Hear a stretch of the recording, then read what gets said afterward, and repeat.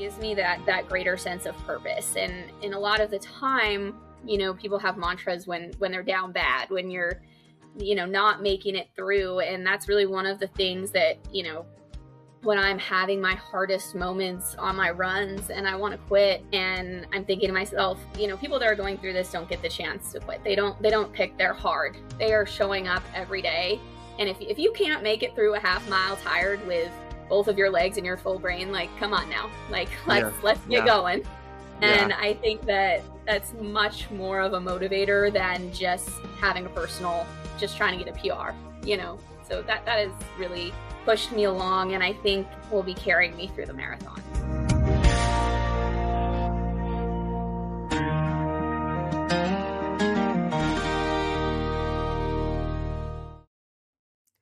Welcome back to Through Their Stride. I'm your host, Sam Sutton, and today's episode is one I've really been looking forward to. I'm joined by Carlie Bixler, a marathoner who's also deeply involved in the Run Uplifted TX running group in Georgetown and plays a big role in helping grow and support that group. But what really makes Carlie's story stand out right now is what she's training for.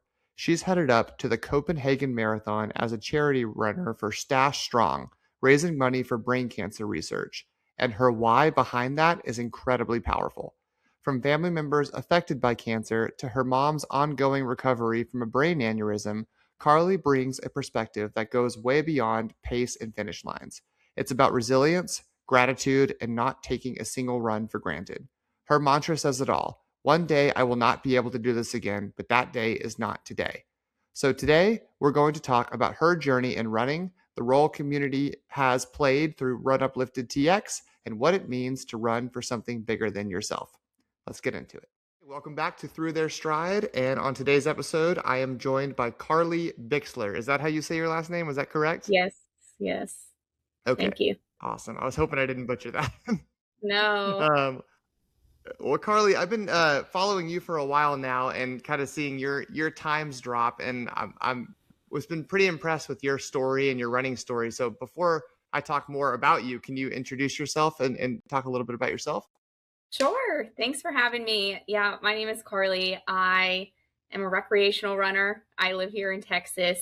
I really got started with my running journey when I moved here to Texas. So perfect time to start when I moved to a climate that is 100 degrees every day, which I was really not used to. But I think, and maybe we'll get into a little more of this later, but I think it was a really great way for me to meet people in Texas. And I'm a military spouse, so moving around a lot, it was our third move in 6 years here to Texas. So really good way to just kind of integrate yourself into a new community and meet people. And that's kind of how I started my running journey.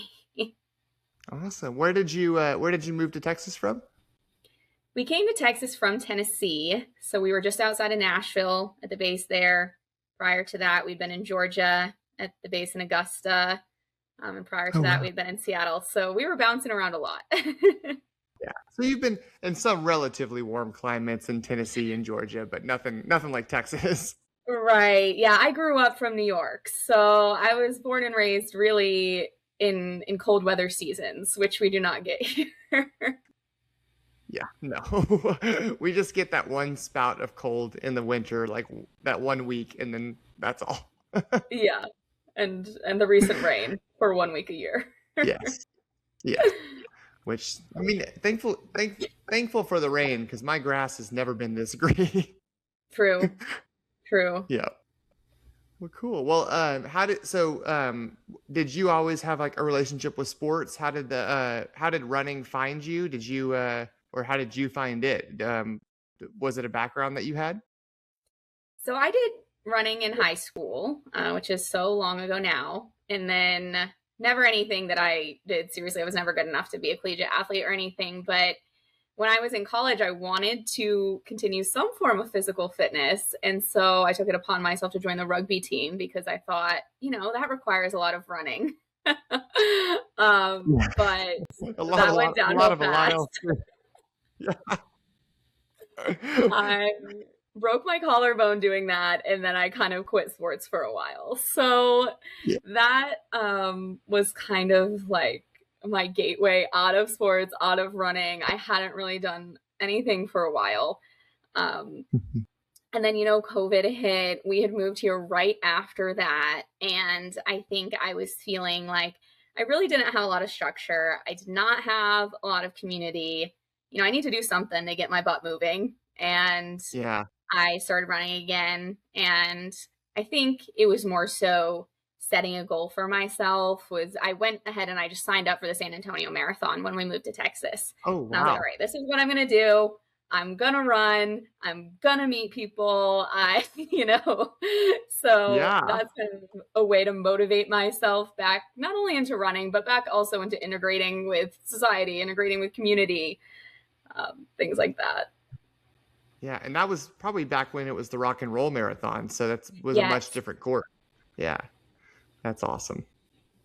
Yes. I had a friend run the Rock and Roll back in 2024 that last year they did it. I think that Yes, sounds because correct. I think, yes, my first marathon was in December of 2023. And then I think the following year was the last year Yeah. that they did the rock and roll.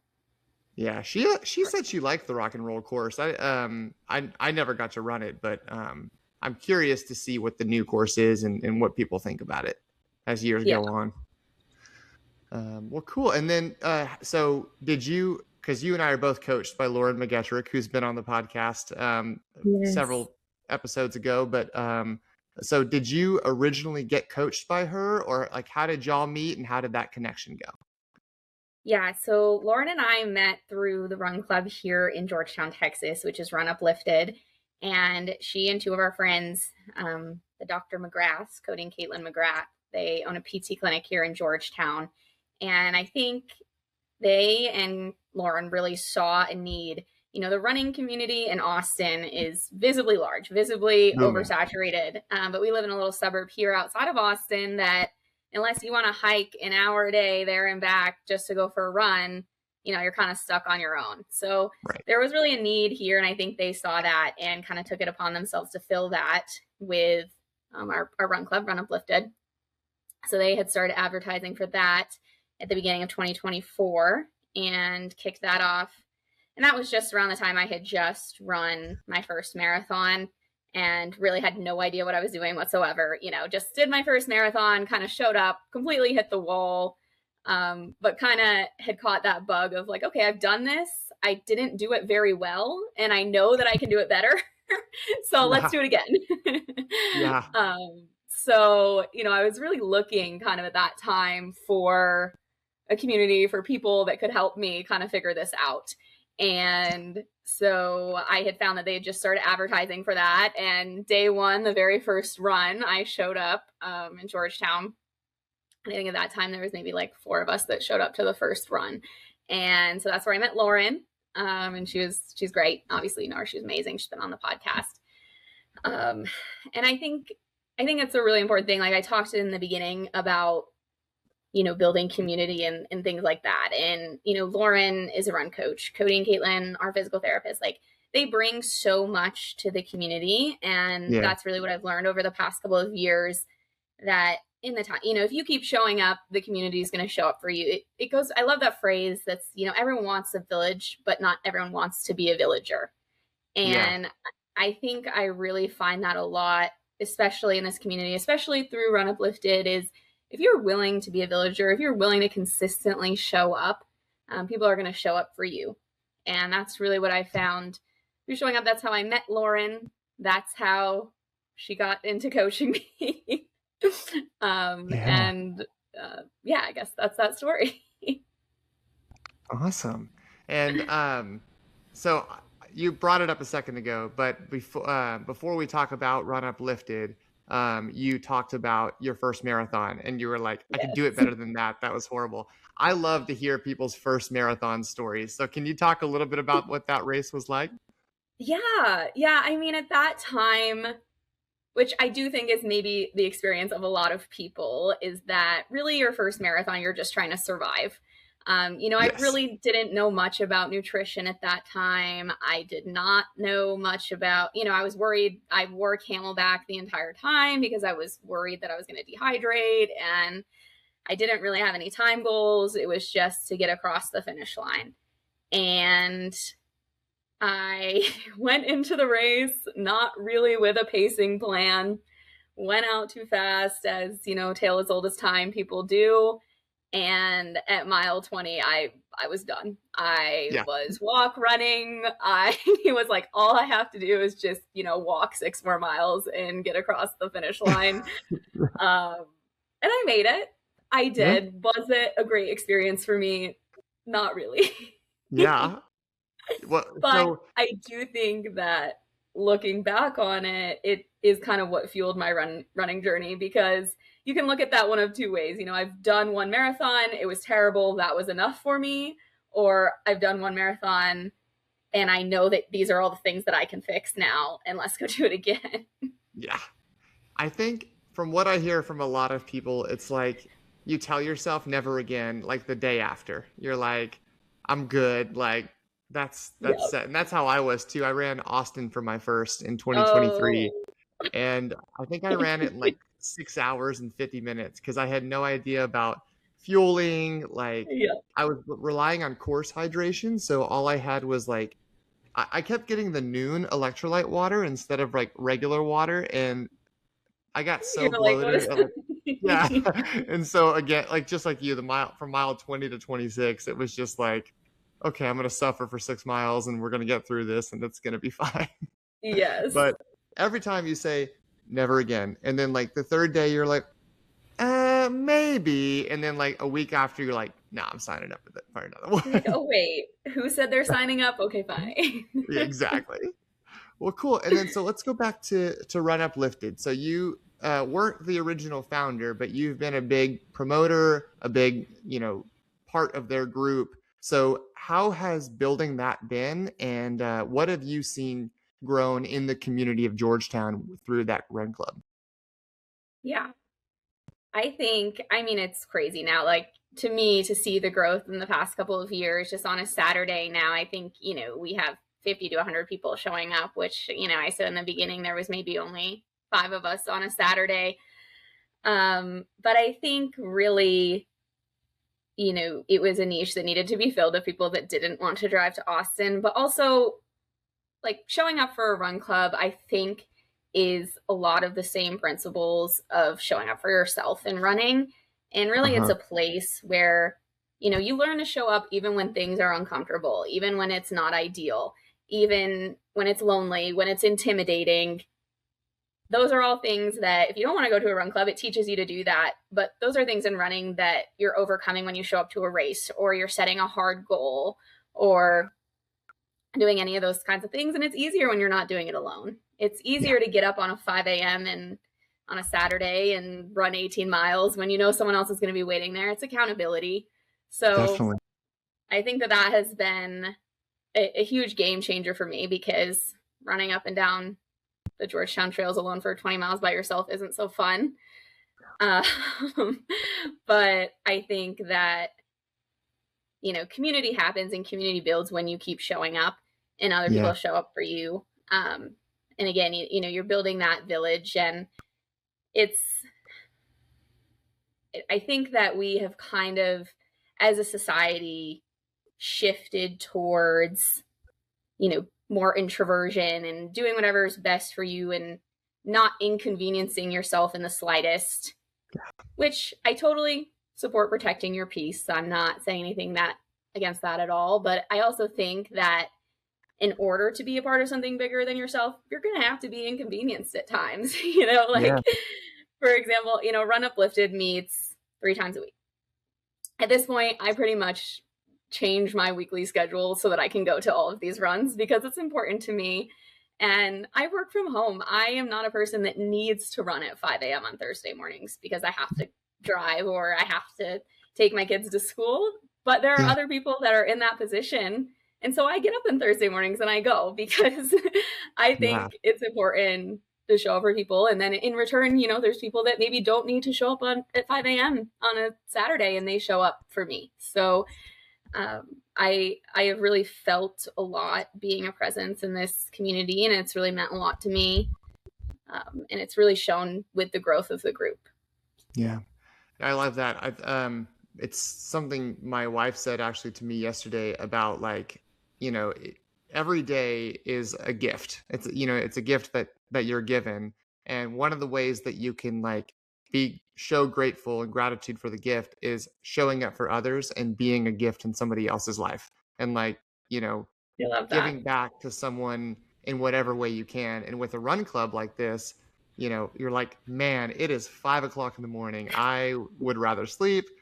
I don't work till 8 a.m. I'm working from the computer in my house. Like, no, thank you. But you're like, but other people are going to get a lot out of this. And Yeah. maybe I'm the only one who shows up today. So like, I could be the one who's just running with this person, or, it's a whole group of people and it lifts someone's spirits. So I think that's pretty amazing.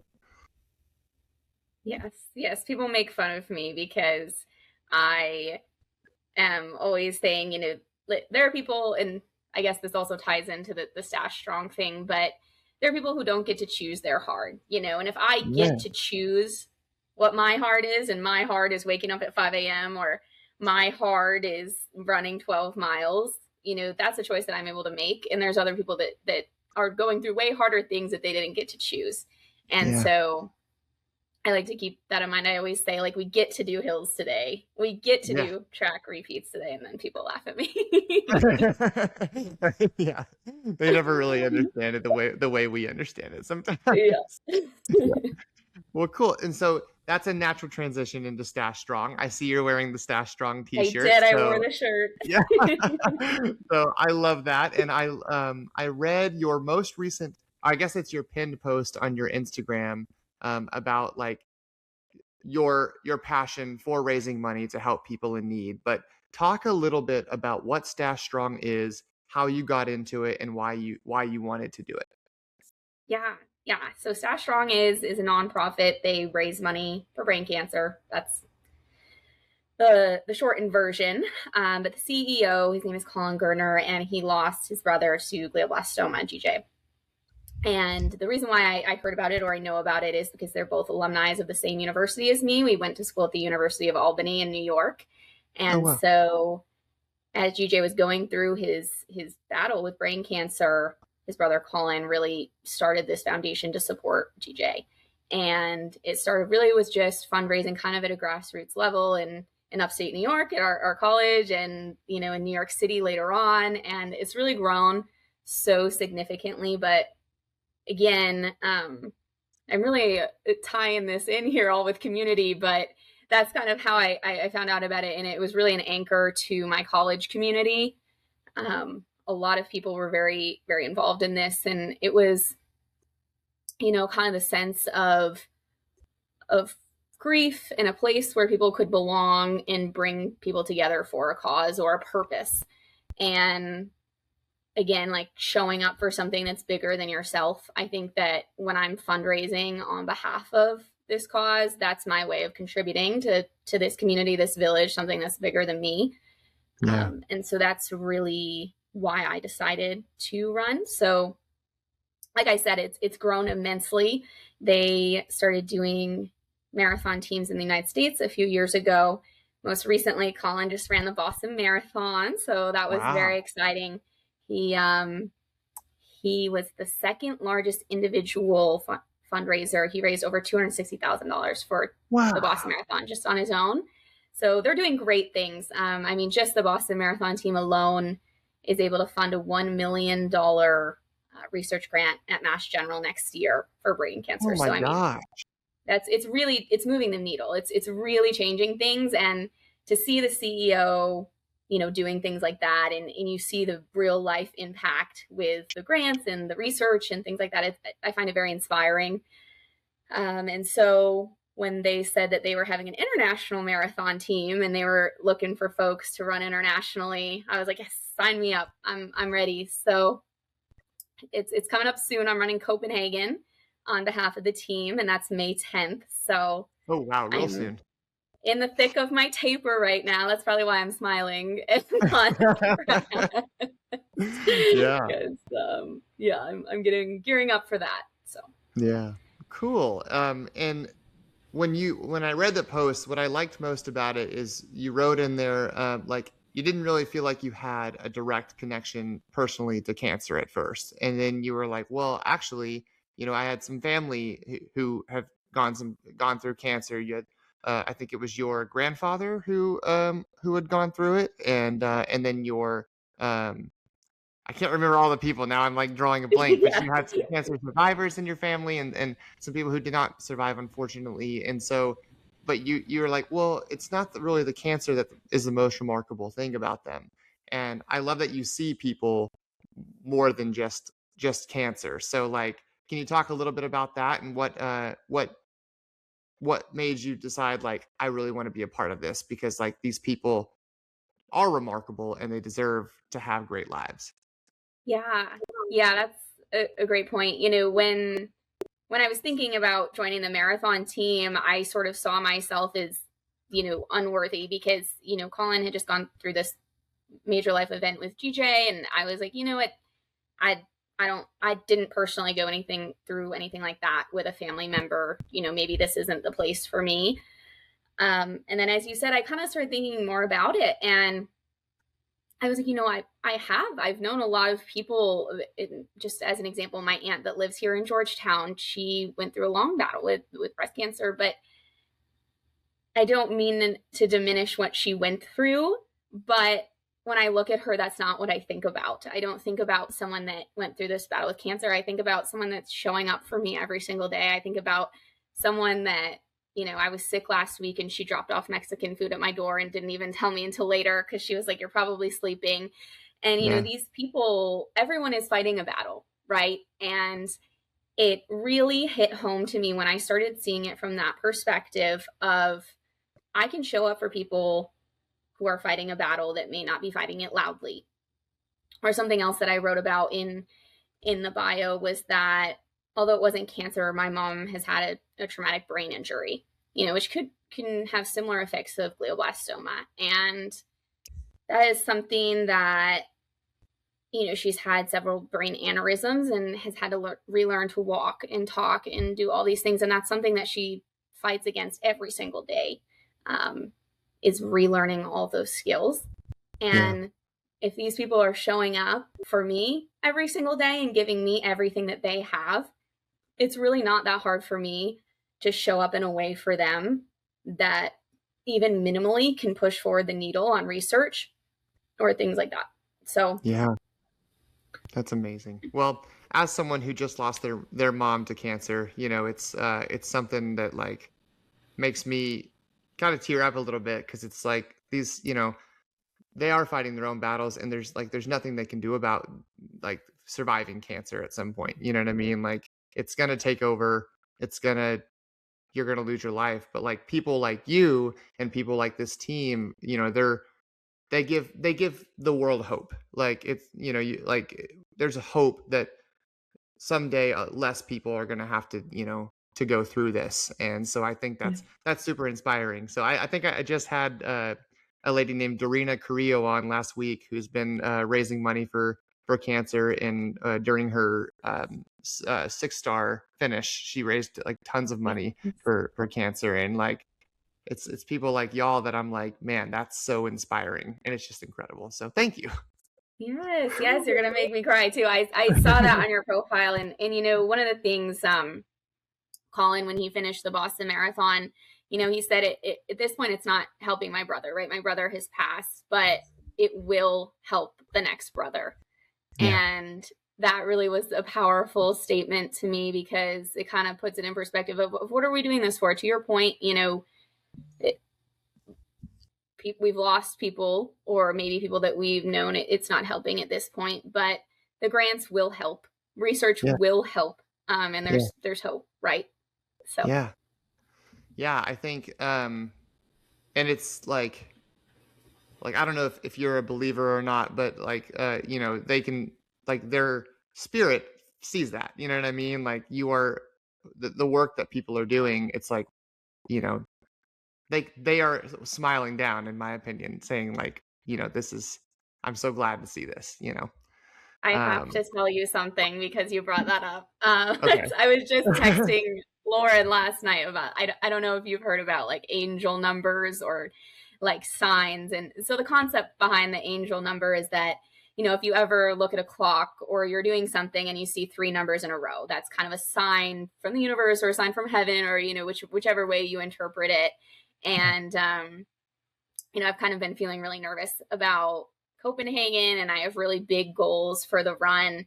And I was looking last night. I have to learn kilometers because I don't know kilometers because I live in the United States. Yeah. So my goal marathon pace that I've really been focusing on, I did not look at the kilometers until last night, and it's 4 minutes 44 seconds per kilometer is my goal pace. And I was like, oh my gosh, angel number 444.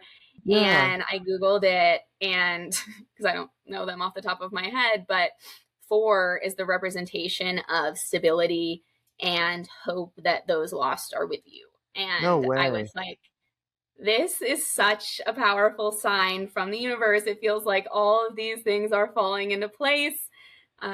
If you believe in that kind of thing, but I'm going to choose to believe in it. I think it really ties in kind of with what you were saying is, kind of goosebump kind of moment. Yeah. I was like, that gives me chills just talking about it. It wasn't 3 numbers in a row, but when my mom was going through what she was going through, she when the weekend that she was hospitalized, the first time in this last, few months, we went up there and she was staying on the 7th floor. And we were staying on the 7th floor in our hotel. And I was riding the floor because I was riding the elevator down from the 7th floor to the lobby of the hotel. And then we had to get into the hotel at the hospital to go up. And I saw this, it was 7. And I was like, Dad, it's like, do you see that? And he was like, you can't tell me something's not real. You know what I mean? He was like, there's something there, like, moving. So yeah, I definitely believe in that. That's very powerful. Yeah. So when you mentioned you had big goals coming up, so you're trying to, I remember you telling me last year you're trying to Boston qualify. Is that still the goal? Yes. So I had big goals to Boston qualify last summer. The qualifying time for my age group is 3 hours and 25 minutes. Mm-hmm. I ran last summer 3:25:29.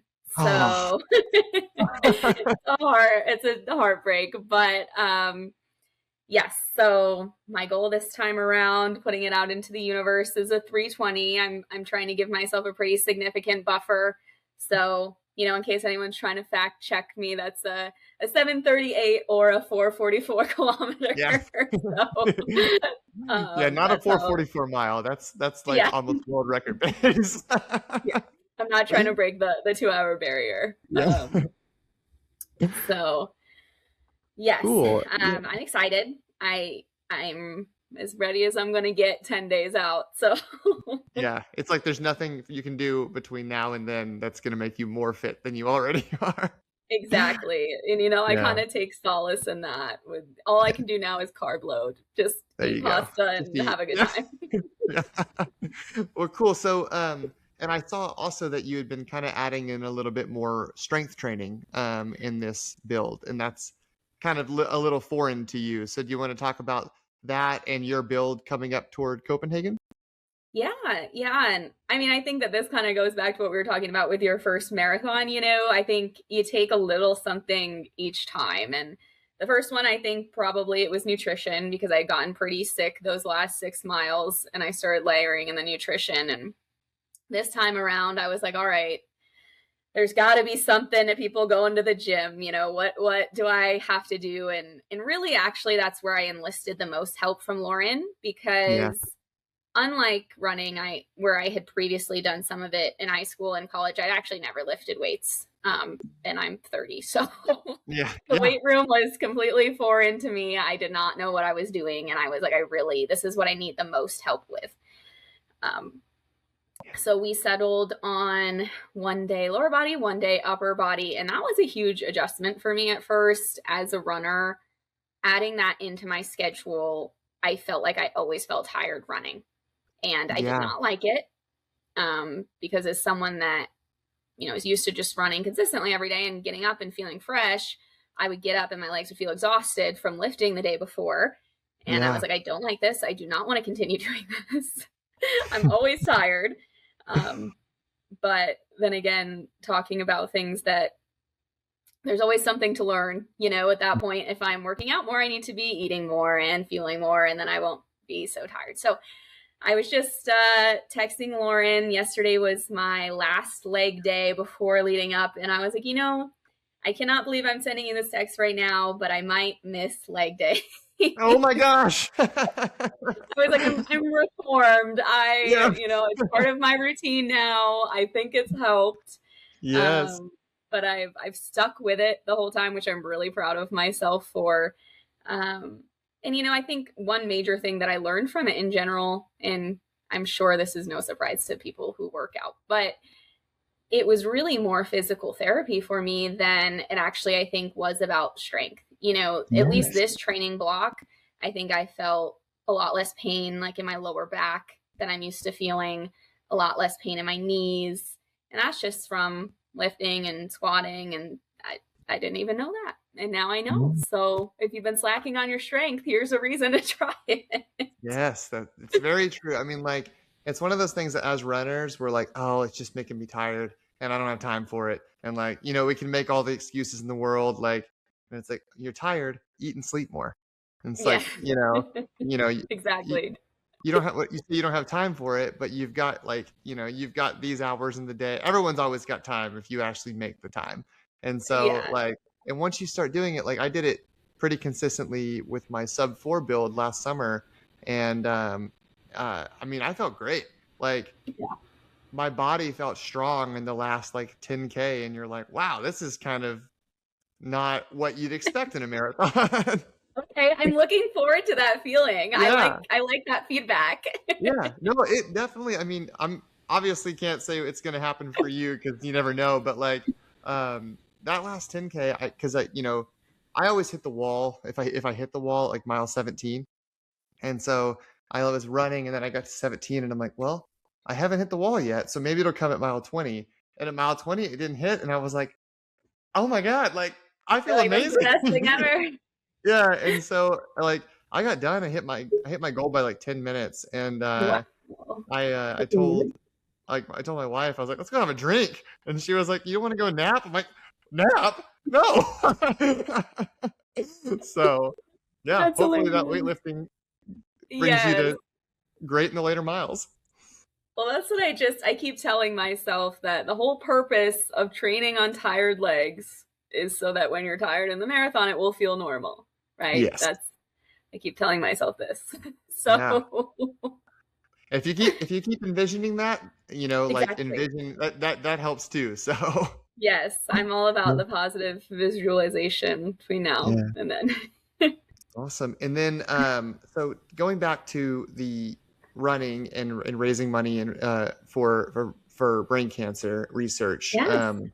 When you're training now and training with this behind you, do you feel like you're training like in your training runs and your workouts that you're doing this, like does it feel more important, I guess, than a previous build where it's just for a time? Yeah, I think so. And I also think that it kind of reframes the expectations I have of myself. And what I mean by that is I was really, really disappointed last summer when I didn't hit my goal. And I think part of that was my only reason for hitting the goal was because I wanted to. I wanted to Boston qualify. And when I didn't do it, I was really disappointed. And I think this time around, the conversation I was having with my husband is, I'm going to be really disappointed if I don't get the Boston qualifying time. But on the other hand, it doesn't really matter because of all of the great things that I've done along the way and the money that I've raised for Sash. I'm like, that was the goal of this. That was the important thing. Yeah. And if I show up on that day and I run the race, and even if I don't get the best time, I still will have contributed to this amazing team and in this cause. And kind of to the point that I was saying earlier and what you were asking me, and, does the training feel different? I think it does, because it gives me that greater sense of purpose. And a lot of the time, people have mantras when they're down bad, when you're, not making it through. And that's really one of the things that, when I'm having my hardest moments on my runs and I want to quit, and I'm thinking to myself, people that are going through this don't get the chance to quit. They don't pick their hard. They are showing up every day. And if you can't make it through a half mile tired with both of your legs and your full brain, like, come on now, like, let's get going. And I think that that's much more of a motivator than just having a personal, just trying to get a PR, so that has really pushed me along, and I think will be carrying me through the marathon. Awesome. Yeah. It's one of those things I always think back of, like, when mom was going through her cancer, like, she showed up every day, and it was a 15-year battle for her. So, even when the cancer wasn't like bad, I guess you could say, where she was still out and about, she was riding her bicycle 20 miles every day, like going to the gym, like, and finding gratitude in every way that she could. And so it's like, we as able-bodied human beings, like, let's find some gratitude in what we're doing, because if they can, dang it, we can. So I love that. Yes. Yeah. Definitely. Well, cool. So, well, before I let you go, first off, so where can people go to donate to your research? How can people do that? Yes, there's a link on Give and Gain, givinggain.com. You can go and search my name, Carlie Bixler.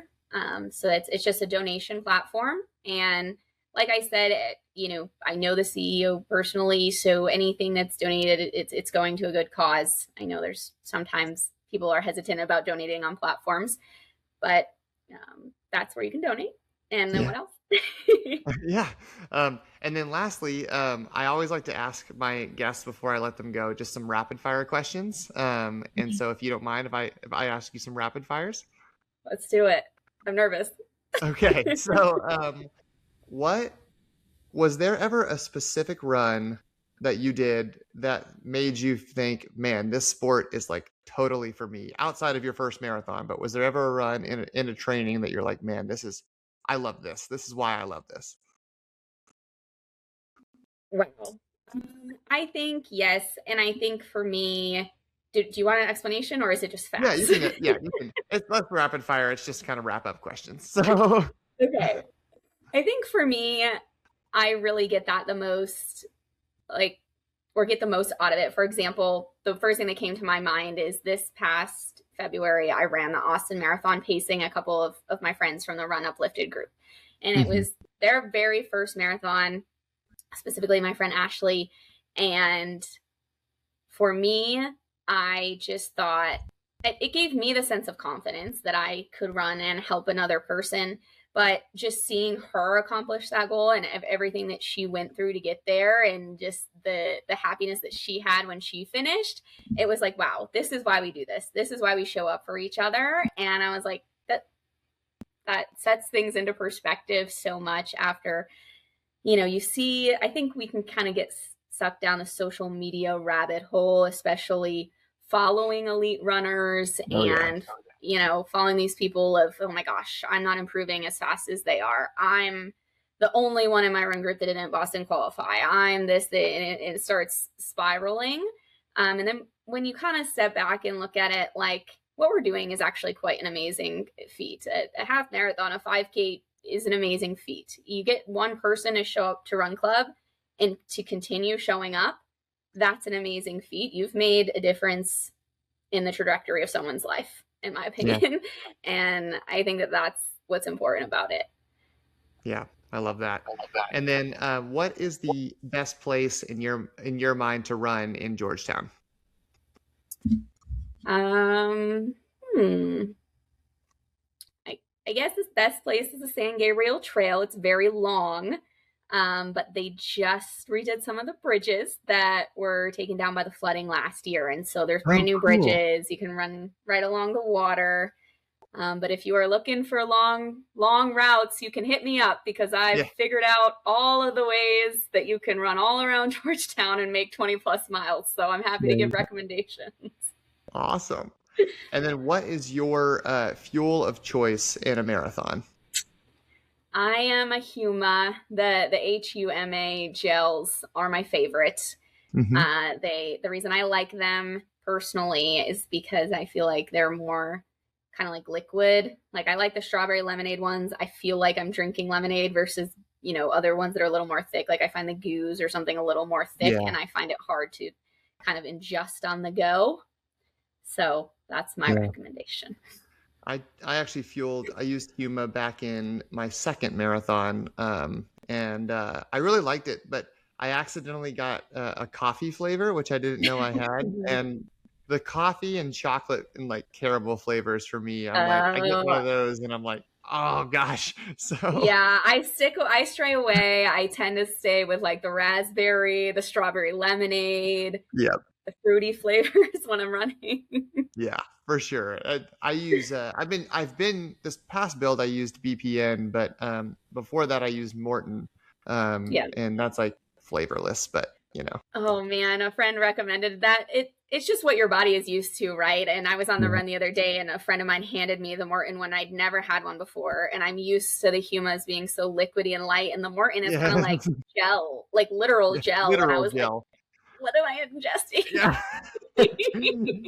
Yeah, I loved the way that Morton made me feel, but I did not like the way it tasted. So I'm like in the market right now for a new. So maybe I'll Yeah. go back to Huma. So we'll see. Cycle back through, to test it out Yeah. again. And Yeah. what is your next race? You're racing this weekend, right? Yeah, so I'm retrying sub 20 for the 5K. I did 2011 in this last Yes. weekend's race, Yes. and that they led 90% of the runners off course at like one of the crucial turns early in the race, and I had taken a right down that street where everyone else was going, and I was like, I don't think this is right because like I've run this route before, and so I kind of asked a volunteer. I was like, "Hey, where are you sure this is this the right way we're supposed to go?" And she was like, "I don't know." And I was like, "Oh no." And so a friend of mine who was also racing like tapped me on the shoulder and she was like, "We got to go that way." And I'm like, "Oh, okay." So we ran the other way, and then I was able to run the correct route the entire rest of the way. But then in the last 400 meters, my shoe came untied Oh no. during like the sprint. And so Right. I was full on sprinting, and then it felt like I had a flat tire, and I was like, I don't care, I'm gonna run with it flat. And then it was like coming off, and I was like, this is a $300 Vaporfly, I'm not gonna lose this. Like I had to stop and tie it back on, and then just kind of slogged my way in. And Yeah. 2011 was still good, so hopefully that'll fall I this love week. it. Yeah, That's great. I'm sure it'll. I don't have a marathon on the calendar right now, but I'm maybe thinking about just taking a long build toward Cowtown next February. So Okay. we'll see about that. Yeah. I want to break 340, and that's what I'm trying to get to. So I'm like, I did 3:52:30 in Austin in February, so got a long way, but Oh yeah. Austin's a tough course. You go yeah. from racing hills to a flat course, you're gonna drop minutes instantly. Yeah.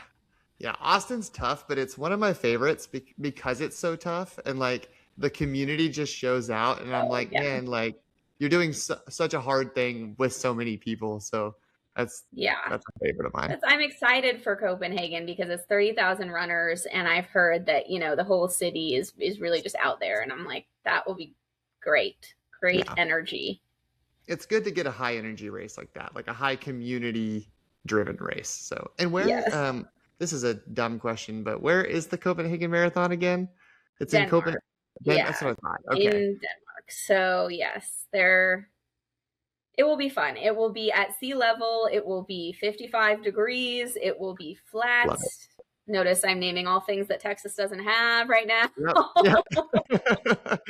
So, Yep. hopefully all this heat training and hill training and all that I've been doing will lend itself well to a cooler, flatter course. Awesome. That's cool. And then my last two questions is what do you feel is the three most um, besides strength besides strength and fueling, what are three extra things that you can do to improve that you've done to improve your time? Mm. Size, strength, and fuel. I think for me, the number one thing that I have found the most beneficial is positive visualization. And I Yes. think the best race that I ever had, I think, was the first time that I ran Austin, and I was really trying to PR on a tough course. And because of that, I was taking it very seriously, where like the week leading up to it, I wrote down three mantras being like, you've trained for this, you can do it. And I put them on my mirror and I read it every single morning to myself for like 2 weeks leading up to the race. Yeah. But I feel like race morning, I had so much confidence because I had been repeating these things to myself for 2 weeks. And then also, when you get down in the race and your brain is not working and you are exhausted, what starts going through your mind is those things that you've been repeating to yourself. Muscle And memory. so I think that instead of going to a dark, dark place, my brain was reverting to those little messages I had on my mirror of you've got this, you've trained for this. So I found that really helpful. I think the second, I've kind of spoken a lot to in this, but finding like-minded people with the same goals, when you have a tempo run in the 90-degree heat, and it's much easier to just say, I'm not going to go out and do it today, but you have people in your run club that are all going out and doing it. Yes. It's much easier to show up and get it done when you have people there supporting you and have the same goals as you. And then third, let's see. I think for me, this sounds kind of silly, but I have my little running Instagram, and I think that really holds me accountable, because if I do not post my run, then I will get people saying like, oh, did you run last weekend? Oh, I didn't Yeah. see you. And it's kind of similar to Garmin in the way of, connected to Strava and people are commenting. It's another form of social media, but it kind of is that little guilt accountability thread that works for me. Yeah. And so I kind of use, like I mentioned earlier, social media can be a bad thing. I think it can also be used as a tool if you're doing it the right way. For sure. I tend to use that to hold myself accountable. Yeah. I love watching your like your stories and your posts, because it's like it's honest too, because like if you have a bad day, you're like, I literally died in this, and I'm like that's exactly how we all feel, especially as the Texas like mugginess starts to creep in. So I know. I'm yeah. literally sweating right now. I'm like, Yeah. wow. It's brutal out there. But so my last question is, if you can give anyone a reason to go for a run today, what would it be? Oh my goodness. That's a tough question. I mean, if you have a reason to go, it's because you can, Yeah. and I think that ties into the whole thing that we've been talking about this whole episode is you have the ability to get up and do it. Take advantage of that ability. And Yeah. something I write on my arm when I'm running is, someday you will not be able to do this, but today is not that day. Yeah. And that, I think, is really what motivates me to get out there, because one day, and anything could happen tomorrow. I could become paralyzed tomorrow, but today I have the ability to do it, and I need to take advantage of that. So Awesome. I can leave it with Well, that. yeah. Well, Carlie, this has been great. It's funny because it's a lot of the stuff that I talked to with like my wife last night about like living into community and like doing the hard things because you still have the ability to. Because last night I had seen a friend of mine's friend had lost her life to cancer, and I was thinking about that and thinking about my mom, and I was like, man, I was like, if all we have to live for is death, then like, and I'm gonna get deep here. So I was like, Yeah. if all we have to live for is death, then what's the point? And like, I was just kind of getting down, and that's when Yeah. she said, she was like, there's a lot more to life because every day is a gift, you know? Yeah. And it's like, if we treat it as a gift and we try to be a gift for other people in this life, then like, that's what's worth living for. And I was like, okay. And then I I heard love all that. of that today. So I was Yes. like, God's trying to tell me something. The universe is trying to It's tell me very something. serendipitous. It was all tying Yeah. together. I love Yeah. it. Awesome.